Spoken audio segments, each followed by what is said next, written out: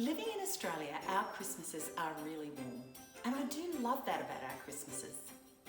I love the fact that we're outdoors, it's a very casual atmosphere, we get a chance to go for a swim, maybe go to the beach, and generally soak up our summer. Consequently, coastal Christmas decor as well as bright, fun, beachy decorations are quite popular for Christmas down under. It's certainly not the time of the year we feel like eating heavy baked meats and rich plum puddings. Barbecue salads and of course the famous Aussie pavlova are much more popular.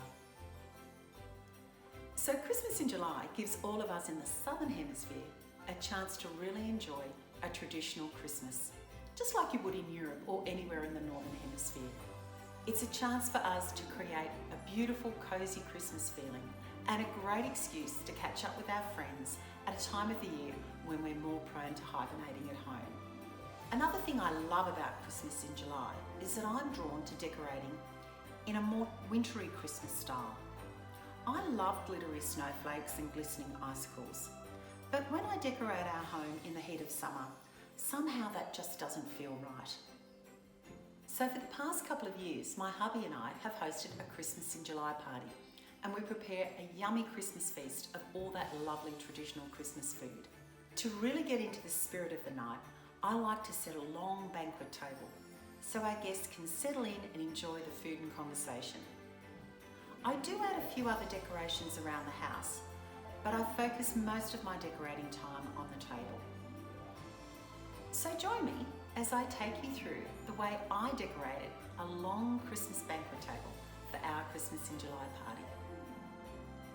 For the tables, I created 3 huge arrangements, and considering how big they are really easy and quite affordable.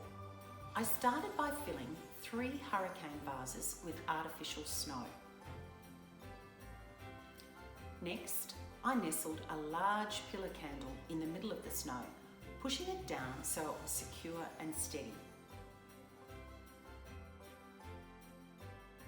For part of my table centerpiece, I am making a garland that will sit flat on the table. I'm using some natural foliage as my base, and I get that from my neighbour, which I'm very grateful for. He's threatened to cut it down a few times, and I'd be gutted if he did. Then I've made some little clusters of baubles. These are just, I think these are 5 centimetre ones, and I've got 3 different finishes. I'm going to be using 2 of the florals, 2 of the poinsettias from our new range this year.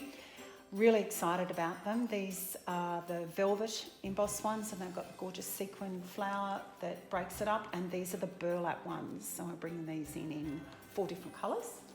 I've then got the glitter twigs, again part of our new floral range this year, and then I've got this lovely little bauble-y star pick that we've had for a couple of years now.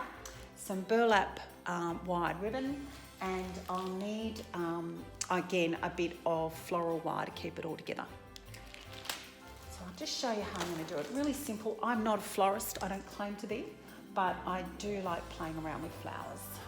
I want the glittery twigs just to stick out a little bit further, so I'll lay those a bit longer. And they'll be there. I don't want anything to be like really symmetrical, so you know, the silver ones will lie a bit higher than the red ones. Then I'm going to put the white down fairly low into it. Obviously it's a shorter one, but also with the baubles on the end, I don't really want that sticking out too much. Then I'm going to put the flowers. I'll put those at 2 different heights, and I'll make sure that the flower itself is facing up. I love the fact that these are all wide, so you can really get some dimension in them. And then I'll put the silver one up the top here. Actually, no, I'm going to swap it around because I want the contrast. So I'll do it like that, the silver with the red glitter twig and vice versa.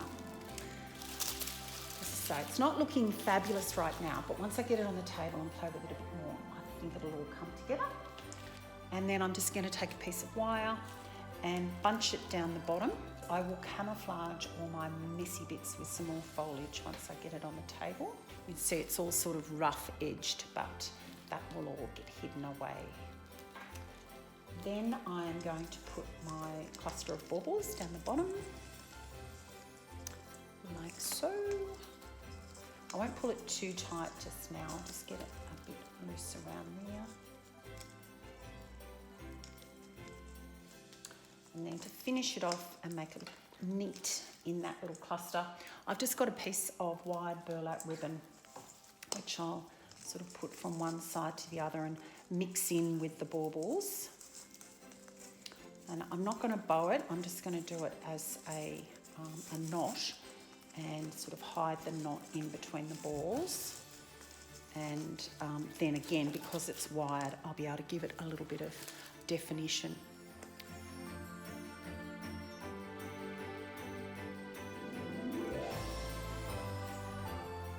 To make sure that the conversation flows freely, I'm keeping our table centerpieces low. But I'm going to create a bit of drama by taking some decorations to the ceiling and creating a ceiling scape, which is basically just hanging decorations from the ceiling.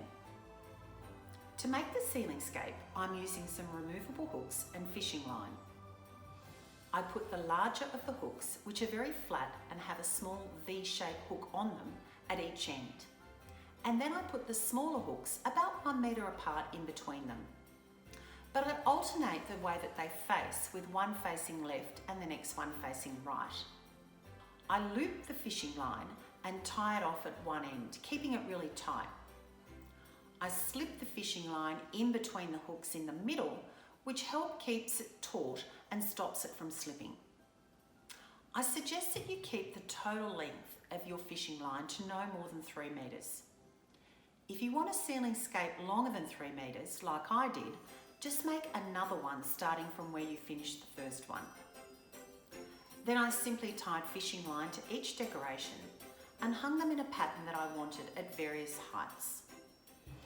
I chose a combination of 2 sizes of foam snowflakes, as well as a stunning 20-point star and glittery baubles. They're all very light. I just love the way that it turned out. So I've got the ceiling decorations in place. I've just got a couple more that I want to put on each end to enclose the light fitting. And I'm going to start setting the table. Hubby picked up the 2 tables that I hired and the chairs. I've got 2 dinner sets with about 18 in each set, and I decided that I would alternate them. So I was able to find, I already had some charges in both the red and the gold, and I found some place mats just from Kmart. They're only $1.75 each, and I thought they were lovely and I'd use them. One was silver and one was gold, so I'm going to alternate the place settings around the table. And then I'm going to finish off each place setting with a personalised gift tag, of course, and a little Christmas decoration.